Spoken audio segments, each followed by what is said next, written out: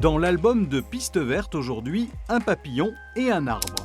Le papillon, c'est le damier de la Succise, une espèce aux couleurs vintage, de plus en plus rare en Normandie. L'arbre, lui, porte un nom étrange, il a aussi un physique particulier. C'est l'arbre tétard qui s'épanouit dans les zones humides. Adrien, biologiste au Conservatoire d'espaces naturels de Normandie, nous a donné rendez-vous dans le Marais-Vernier pour tout nous dire sur cet arbre tétard. Est-ce que c'est un croisement entre un arbre et une grenouille? Non. Un arbre tétard, c'est une manière de tailler et d'entretenir un arbre année après année, décennie après décennie. C'est plusieurs espèces possibles d'arbres. On va avoir des saules par exemple, des aulnes, des ormes, des chênes, etc. Beaucoup de feuillus. Et donc on va tous les 10 ans environ tailler les branches au même endroit, en général à 2 mètres de haut. Le tronc va grossir, le tronc va gagner en circonférence, mais les branches resteront tout le temps jeunes puisqu'elles sont régulièrement coupées dès qu'elles atteignent un diamètre d'environ 10 à 15 cm. Et à l'endroit où les branches sont coupées, on a des bourrelets de cicatrisation qui vont se former, qui vont faire grossir la tête de l'arbre. Et donc l'arbre finit par prendre une forme qui rappelle un petit peu un tétard, c'est très imagé. Et comme souvent on trouve les arbres tétards aussi en zone humide, on a des tétards et des grenouilles qui vivent à proximité. Alors les arbres tétards, ça correspond à un patrimoine historique et culturel. On suppose qu'ils se sont surtout développés vers le 15e, 16e siècle et probablement dès le Moyen-Âge. Et donc ça servait principalement de bois de chauffage.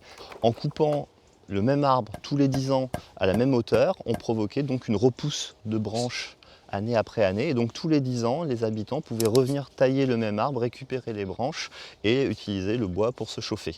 Il y avait d'autres fonctions également qui étaient de marquer des limites de parcelles ou de propriétés. Et donc souvent, on plantait les arbres sous forme de haies et ça permettait de constituer une sorte de maillage, une trame bocagère qui délimitait les parcelles.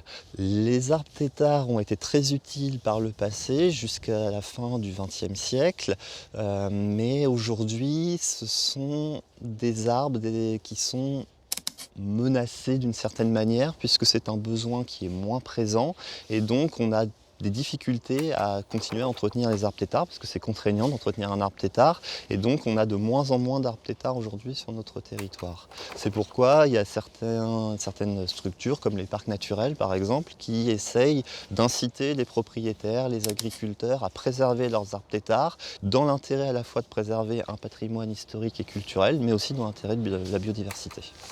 C'est un formidable lieu d'accueil de biodiversité et dans les arbres tétards on va avoir des cavités qui vont se former du fait du pourrissement du bois par l'intérieur et dans ces cavités on va avoir du terreau qui va s'accumuler et dans ce terreau on va retrouver beaucoup d'insectes. L'espèce d'insecte la plus emblématique qui vit dans les arbres tétards c'est certainement le pique-prune. Donc c'est un coléoptère, un scarabée qui est rare dans notre région et qui ne vit qu'à l'intérieur des arbres avec des cavités remplies de terreau. On va également trouver d'autres animaux qui vont profiter de ces cavités qui se créent dans les arbres tétards, notamment certains oiseaux, comme la chouette chevêche qui va pouvoir construire son nid à l'intérieur, ou également des chauves-souris qui vont venir s'abriter et passer l'hiver à l'intérieur des arbres tétards. On trouve donc des arbres tétards dans l'essentiel de la Normandie dès qu'on est dans des paysages agricoles plutôt de pâturage. L'arbre tétard n'est pas forcément compatible avec une agriculture de plateau de type céréales. Par contre, dans les maillages bocagers avec du pâturage, on a encore des arbres tétards qui sont préservés, qui existent encore aujourd'hui dans ce type de paysage agricole. On continue à feuilleter l'album de Piste Verte avec un focus sur un papillon qui lui aussi aime les zones humides.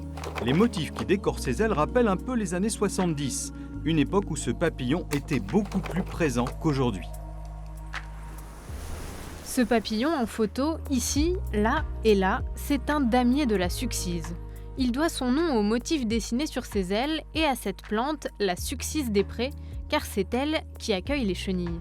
Observez ces gros yeux, ils sont composés de longues et fines antennes terminées en massue, comme chez toutes les espèces diurnes. Mais ce papillon n'est pas banal, il est un brin volage, opportuniste dans le choix de ses plantes ressources, avec un faible pour les fleurs abondantes en nectar. Cette star frivole des prairies est en fort déclin dans la moitié nord de la France depuis ces dernières décennies. L'insecte est classé espèce protégée au niveau national. En Normandie, le damier de la Succise se rencontre uniquement dans les marais du Cotentin, le Bocage-Ornais, le pays de Bray et la vallée de Seine où quelques populations isolées se maintiennent. Alors pour préserver l'espèce, il est préconisé de faucher tardivement et de limiter le pâturage. Attention à l'effet papillon.